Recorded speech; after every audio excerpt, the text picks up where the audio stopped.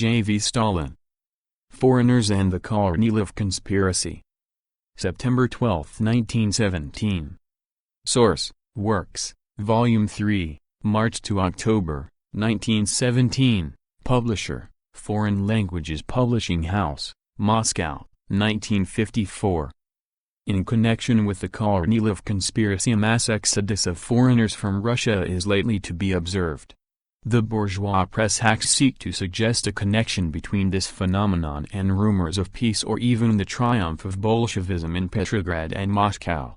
But this blatant and shallow stratagem of the yellow press is designed to conceal from the reader the real reason for the exodus.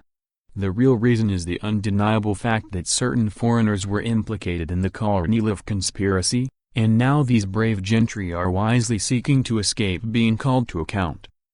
It is known that the armored cars which escorted the Savage division to Petrograd were manned by foreigners. It is known that certain representatives of the embassies at General Headquarters not only knew of the Kornilov conspiracy, but helped Kornilov in hatching it.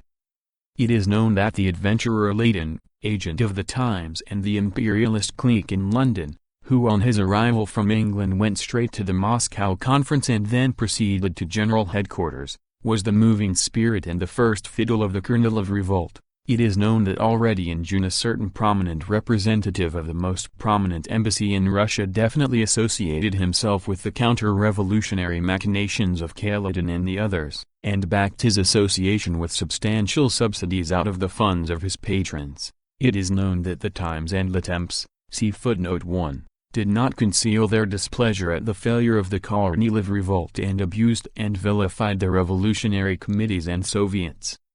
It is known that the Provisional Government's commissars at the front were constrained to issue a definite warning to certain foreigners who were behaving in Russia like Europeans in Central Africa. It is known that it was owing to such measures that the mass exodus of foreigners began, and that the Russian authorities, not desiring to allow valuable witnesses to slip from their hands, were obliged to take measures against the exodus, and that Buchanan himself, evidently fearing exposure, took measures in his turn and recommended members of the British colony to leave Russia. Buchanan now categorically denies the rumors that all the members of the British colony in Petrograd were recommended by the British ambassador to leave Russia, see Rec. But, in the first place, this strange denial only corroborates the rumors. Secondly, what good are these false denials now that some of the foreigners, not all, but some of them, have already left, slipped away? All that, we repeat, is old and stale. Even the dumb stones are crying it. And if, after all that, certain government circles, and especially the bourgeois press, are trying to hush up the matter by putting the blame on the Bolsheviks, that is a sure sign that those circles and that press in their heart of hearts fully sympathize with the counter-revolutionary schemes of certain foreigners.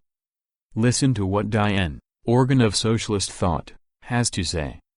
In connection with the mass exodus of foreigners, French and British, from Russia, it is regretfully remarked in provisional government circles that it is not surprising that foreigners prefer, in view of the unstable situation in the country, not to incur the risk of unpleasantness. Unfortunately, there is some basis for the assertion that in the event of the complete triumph of the Bolsheviks the representatives of foreign powers will prefer to leave Russia. Diane, September 10. So writes the organ of the Philistines who are scared by the specter of Bolshevism. So remark, and, moreover, regretfully remark, certain anonymous circles of the provisional government. There can be no doubt whatever that the yellow elements of all countries are uniting and plotting against the Russian Revolution, that the hacks of the bankers' press are trying to justify that work with vociferous and mendacious talk about a Bolshevik danger, and that anonymous government circles, in obedience to the behest of the British and French imperialists, hypocritically point a finger at the Bolsheviks and clumsily endeavor to justify the absconding criminals by falsely prating about the unstable situation in Russia. What a picture! Rabicki put number 8, September 12, 1917. Notes. 1. Le Temps, a bourgeois daily published in Paris from 1829 to 1842 and from 1861 to 1942. End of Foreigners and the Kornilov Conspiracy, by J. V. Stalin.